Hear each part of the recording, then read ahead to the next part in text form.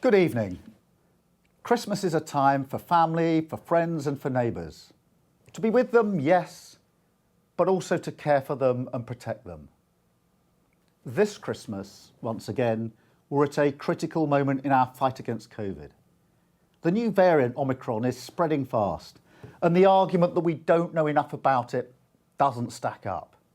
We may not be certain how dangerous it is, but we do know that lives are at risk. And again, our NHS is at risk of being overwhelmed. If that happens, more people will die. So we must do everything we can to protect the NHS. The scientists are clear. Our best defence is the booster jab. The vaccine is safe and effective.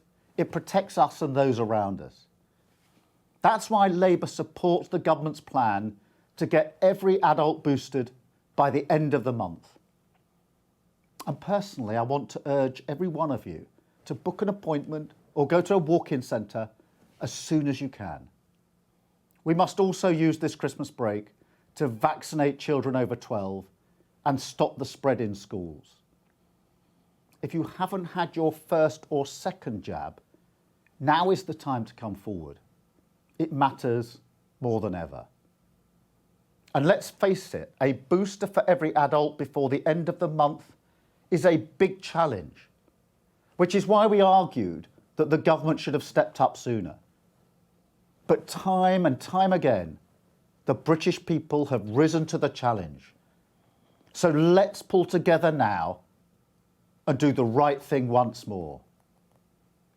At times like this, we must all put the national interest first and play by the rules.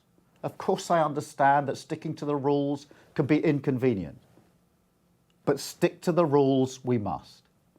It would be easy to let the festivities we've all been looking forward to divert us from our national duty. Getting jabbed, wearing masks, and working from home if we can really will help prevent infections and help prevent the NHS being overwhelmed. I want to take this opportunity to thank all of you for everything you've done so far and everything you will do in the coming weeks. Your efforts will save lives. I also want to thank our brilliant NHS workers for their dedication, their skill, and their sheer hard work. We're so fortunate in this country to have the NHS. We must do everything we can collectively to preserve and protect it. We spent the early months of the pandemic applauding the brilliant efforts of the NHS. Now our shared national duty is to stand shoulder to shoulder with our NHS heroes and the committed volunteers supporting them. The Labour Party that I lead will always act in Britain's best interests.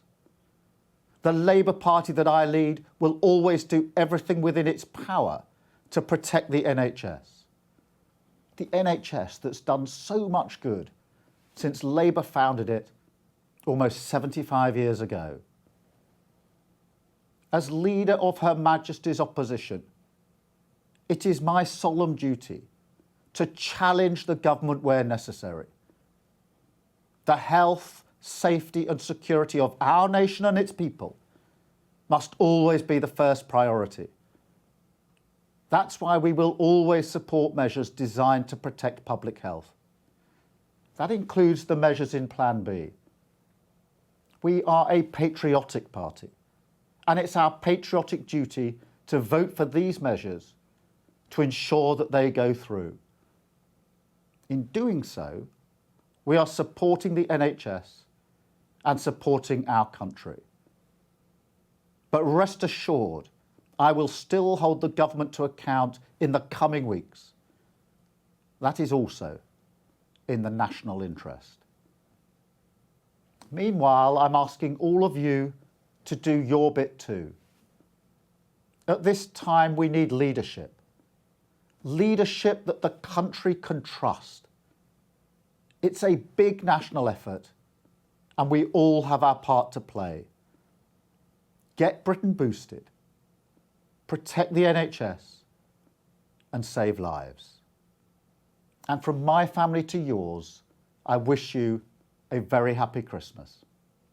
So Labour leader Sir Keir Starmer responding to the Prime Minister Boris Johnson's address to the nation last night about accelerating the booster programme. And our political editor Beth Rigby is here with me. We were discussing what the Labour leader might say before he said it. And Beth, pretty much as expected, not playing party politics, as Sir Keir said there, talking, as he said, in the national interest, but critical of the lack of leadership. Yeah, I mean, not overtly talking politics, but that was extremely political. Look, on the policy, he urged everyone to book an appointment, so urging the public to get those boosters. He called on the government to use the Christmas break to vaccinate children over 12.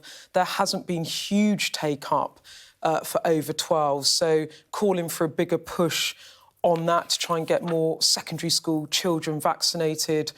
And then he criticised the government for not stepping up sooner on the rollout.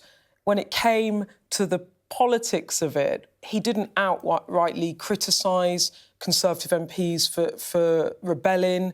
He didn't openly criticise the Prime Minister, but there was lots of criticism in there when he made the point that the Labour Party he led acted in Britain's best interests. He said that he will always support measures designed to protect public health. He said, we are a patriotic party and it's our patriotic duty to vote for these measures to ensure they go through. And if that isn't a man trying to prove to the public that he is a government in waiting, I don't know what it is. And quite a prime ministerial tone, it must be said, addressing the British people directly, urging them, as we say there, to get boosted. And even the way that the room was dressed, a direct echo of how we saw Boris Johnson last night. A direct echo. He had the Union Jack. He had a picture of his family behind. It was a very different look to some of those legal textbooks that in the past he's had. Look, there is a sort of image being built here.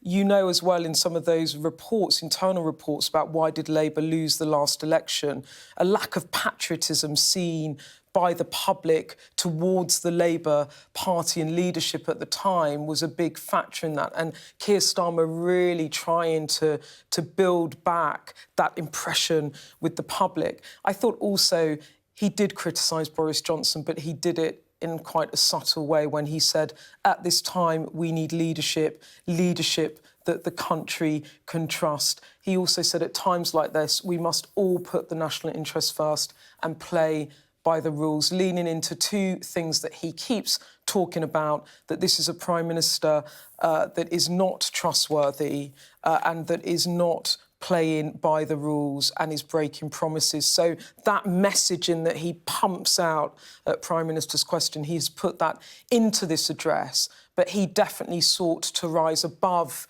overt party politics there and say, well, you had that guy yesterday giving you a national address and here's my attempt, and do you like the look of me? I mean, that was definitely what he was trying to do in that statement tonight.